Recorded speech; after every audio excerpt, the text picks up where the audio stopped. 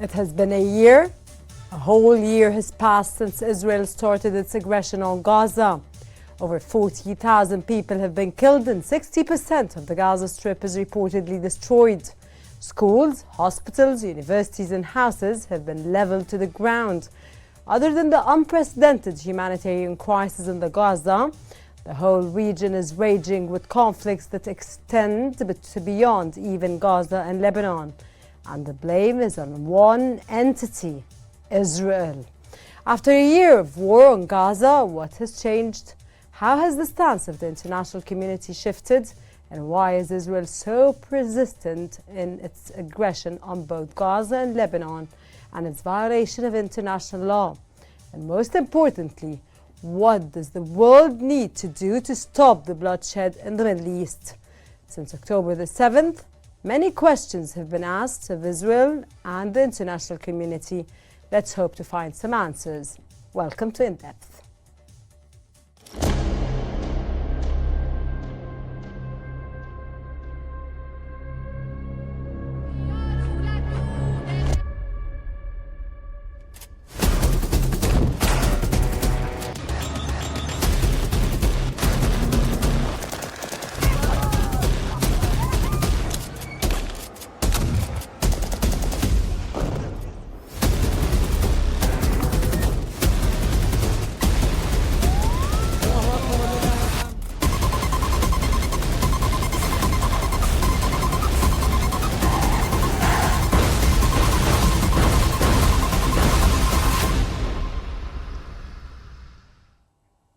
Palestinians have faced a long history of struggle.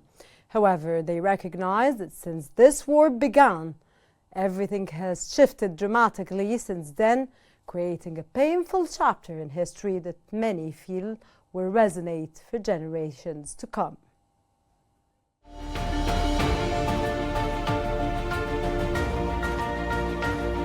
Before October 7, 2023, Gaza was already facing severe living conditions due to Israeli blockade. However, the situation worsened significantly when the Israeli Prime Minister Benjamin Netanyahu unleashed an indiscriminate war on the Palestinian people in Gaza.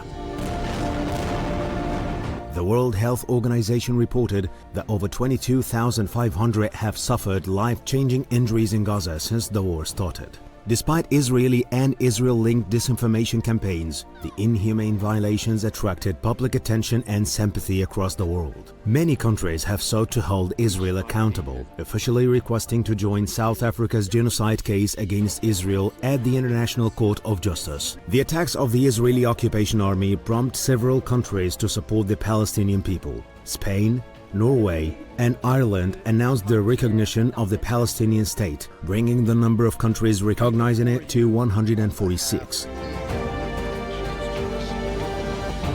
Regional powers sensed the danger from the onset, particularly Egypt, which warned against the spillover of the conflict and the growing instability, while firmly opposing Israel's attempt to forcibly displace Gaza's residents. Despite warnings and condemnations, Netanyahu continued to pursue further military escalations and open new fronts.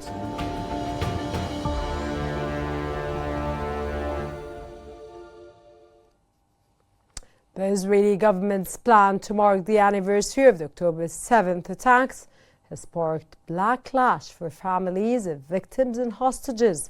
Many families are urging the government to postpone any commemoration until a hostage deal and independent investigations are in place. Despite these concerns, the official ceremony is expected to proceed, with tensions reflecting broader debates about the exploitation of collective trauma in Israel's narrative of suffering. Artistic responses to the October 7th events, including immersive exhibits and films, have emerged, aiming to evoke emotional connections while raising ethical questions about how trauma is memorized.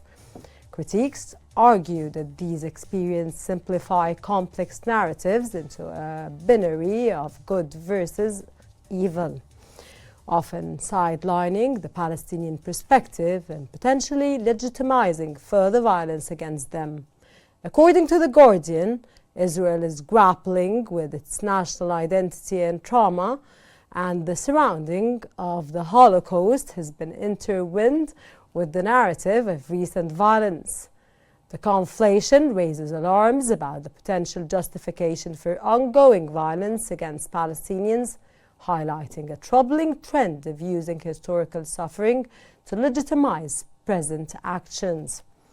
Counter-memories advocating peace and justice are emerging, emphasizing the need for collective healing over militarized remembering.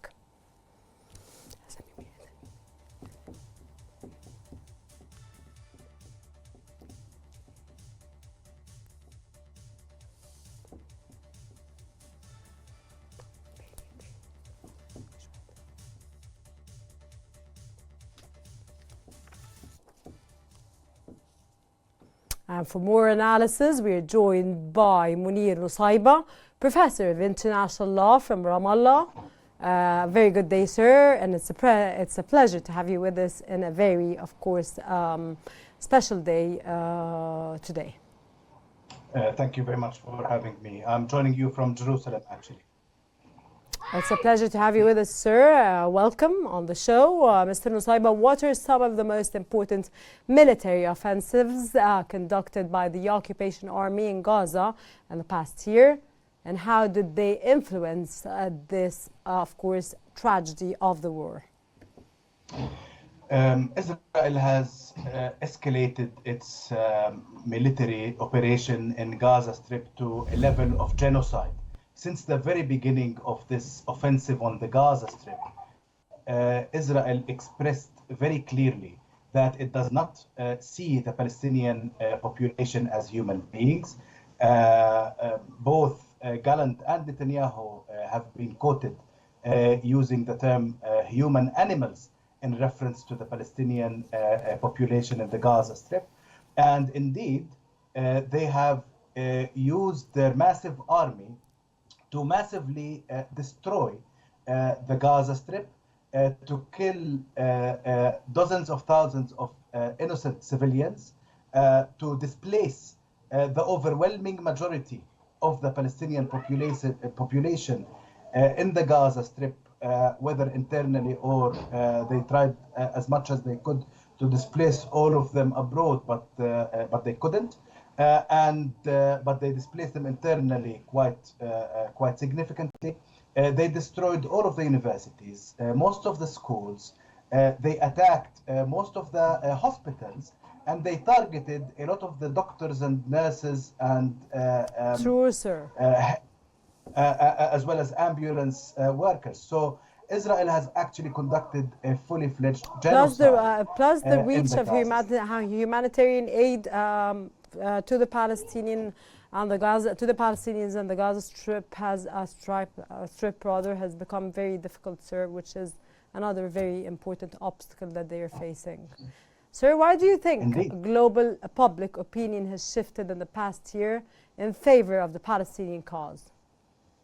I think very significantly.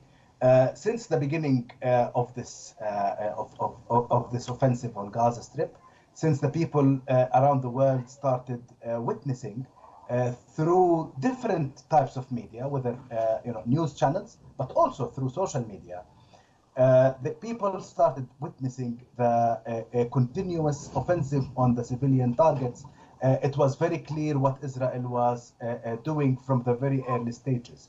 And this has actually moved the populations around the world, especially those who are seeking peace and justice, to demonstrate in the streets, to be loud about their opposition to this genocide. And this has continued until today. But we've also noticed also a shifting position when it comes to international politics and international law institutions. Sir, so after... we have... Sorry, continue, sir. Continue. So, for example, we saw that the International Criminal Court, that has been very late in addressing Israeli crimes, finally, as a result of this offensive on Gaza, the prosecutor decided to request arrest warrants against Netanyahu and Gallant. Similarly, the International Court of Justice as a result of the South Africa versus Israel case, has examined the genocide and has found that it's plausible that Israel is in fact conducting and committing genocide in the Gaza Strip, and therefore ordered a number of provisional measures. In addition to that, there is the Nicaragua versus Germany case, which is linked also to Palestine. It's when Nicaragua went to the International Criminal Court and argued that Germany is aiding Israel while Israel is conducting genocide, as well as a number of war crimes and crimes against humanity. These cases are expected to continue in the next few years, and I believe that they will significantly affect the framework of discussion when it comes to Israel's relationship with the Palestinian people and the occupied territory. But we've also have had this very important advisory opinion by the International Court of Justice, which actually declared that the Israeli occupation in the occupied Palestinian territory is indeed illegal, and that Israel is holding a regime of apartheid and racial segregation in the occupied Palestinian territory, and that the Israeli occupation should end as soon as possible.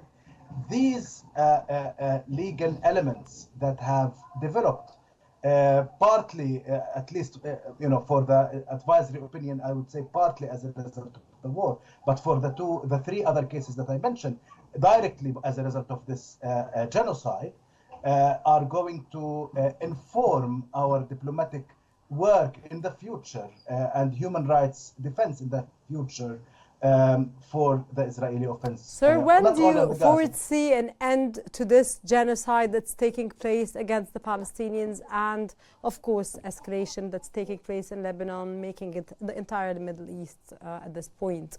How can we stop? How can the international community react as soon as possible to stop what's going on? I have a simple answer: sanctions.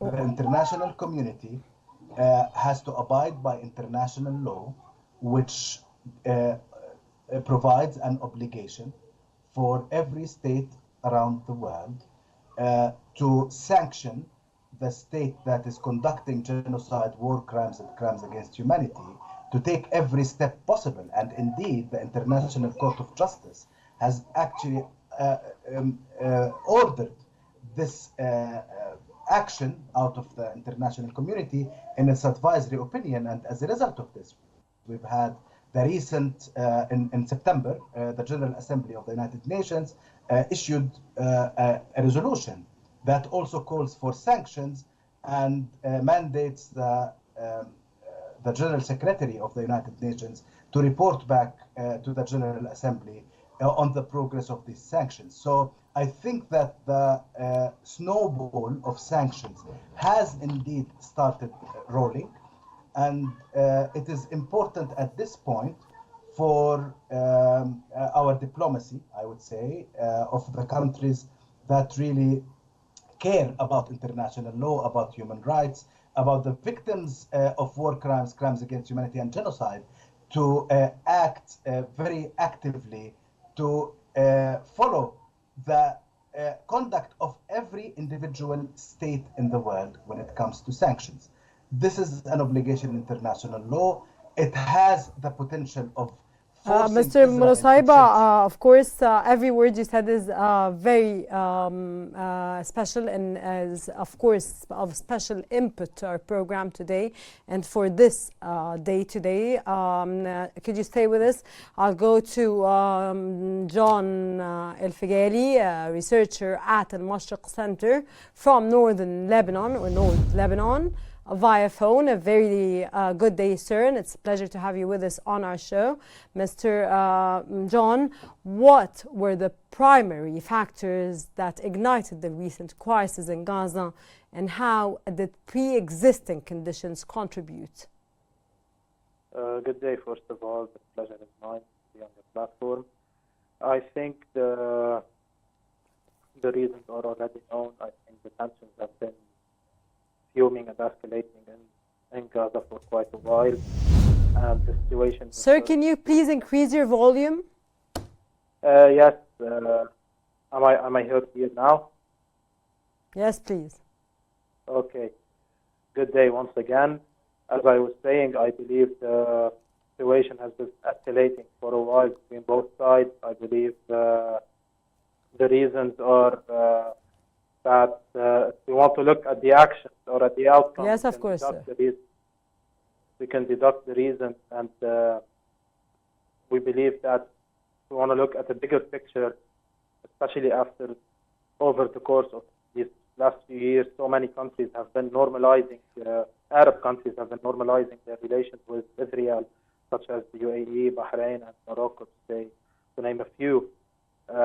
We can say that the main outcome is hoping for a new Middle East, for a peaceful Middle East, and in order to do that, I believe a certain tension was bound to happen, and this is what we're seeing. And the way that we have been seeing it, this unprecedented aggressivity by the Israelis, if we will, indicate that this isn't like the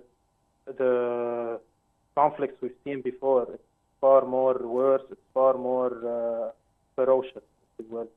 Okay, sir, how have the ongoing blockade and military operations worsened the humanitarian crisis in Gaza? Well, of course, as we have seen, ever since Israel started its operations in Gaza, especially starting with the north, which made population, move downwards towards the south, and with the closing of the borders for the Gaza people, which now have nowhere to go. And this is unfortunately the case right now. The population of Gaza has nowhere to go. They have no one to help them. They have no one to seek refuge to.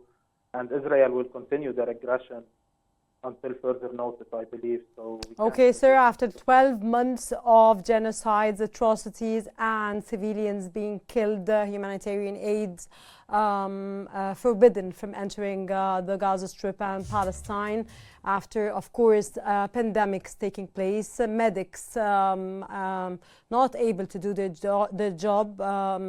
How can we stop this genocide as soon as possible before it escalates? It's already escalated. But how can we react? You said, our other guest said sanctions. What's your own opinion to end this? Because I don't think sanctions is going to help. I also don't think sanctions are going to help. I don't even think organizations such as the UN can really do anything on the ground right now. I mean, for example, in Lebanon, we've had UNIFIL peacekeeping forces whose role have been limited due to the political situation. I believe that the international community here should act promptly and urgently in any means possible to end this, to stop the damage that after everything that's been done, even if it's a bit late, if you will, if that's what we're going to say. I believe this is an opportunity for the international community to look at its organizations, to see their true functions, especially since after all that happened, after all the sanctions that have been imposed, really been obsolete and did nothing to improve the case of the Palestinians and of the people of Gaza. So I think this is the time where we need to do a reality check, if you will, and to, of course, try in any means possible to stop the aggression of the Israelis on the Gaza people and the Lebanese people. Mr. John, before we continue our discussion, let's take a look on the main milestones of the war on Gaza. Stay with us and we'll be back again to continue our discussion.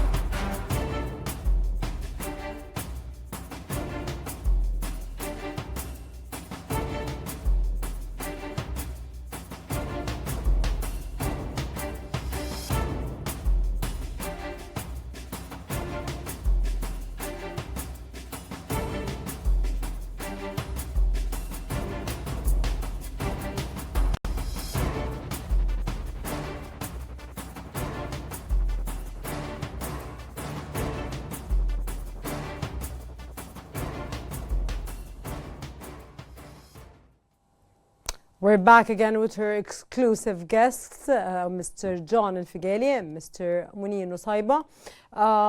My question now is to Mr. Nusayba. Sir, many have tried to de-escalate this conflict.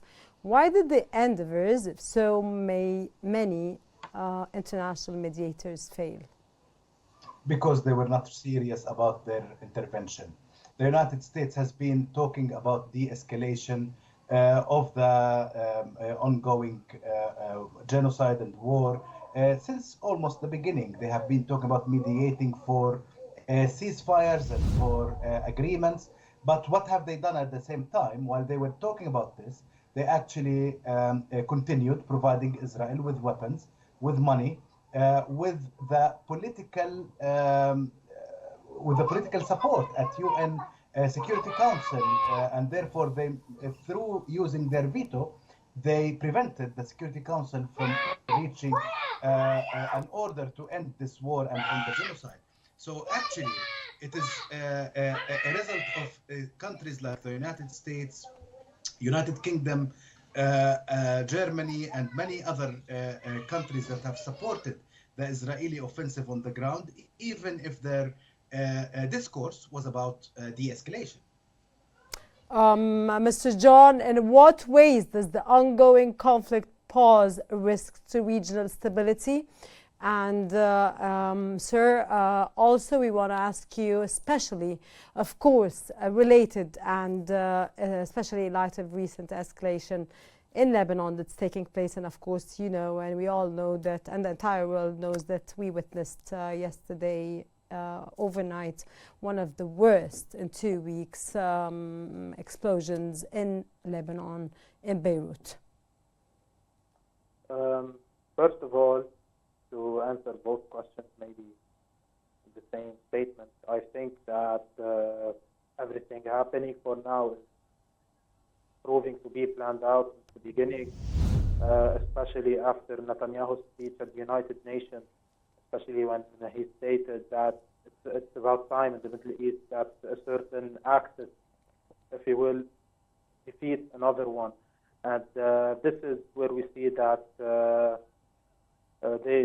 Israeli forces and their allies won't stop until they get what they want, until maybe they achieve this, their vision. And unless the international community doesn't step up and act, I don't think we will see any shortage of aggression on Gaza and on Lebanon.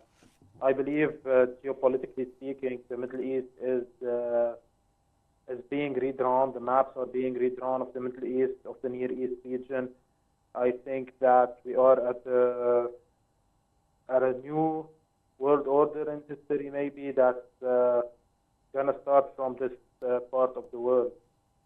I believe that many countries will normalize relations with Israel afterwards. And then you're optimistic, sir? I wouldn't say optimistic. I would say that we're at a very mysterious phase, if we will, but we can only hope for the best, even though the situation right now doesn't indicate so. But we have to stay somewhat positive. Mr. Nusayba, what is the overall atmosphere among the displaced Palestinians after a year of war? Do you think they still have hope for a better future?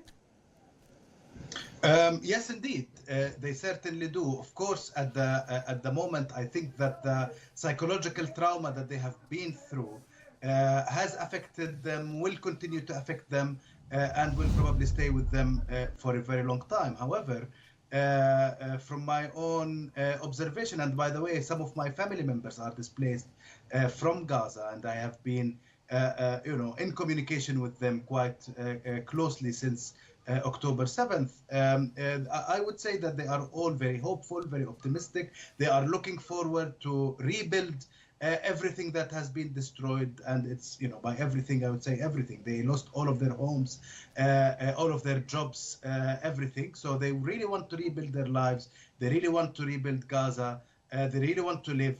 And peace, most important, sir. And of course, the entire region wants to live in peace, and the escalation that's happening, we'll wait and see. the results and what's going to be happen in light of the existence of the international community. That was Munir Nusayba, Professor of International Law from Ramallah, and John Al-Fagli, a researcher at Mashriq Center from North Lebanon. Thank you for your insights and thank you very much for your informative knowledge. That brings us to the end of today's episode of In Depth. Stay tuned for upcoming episodes on Q News. Goodbye.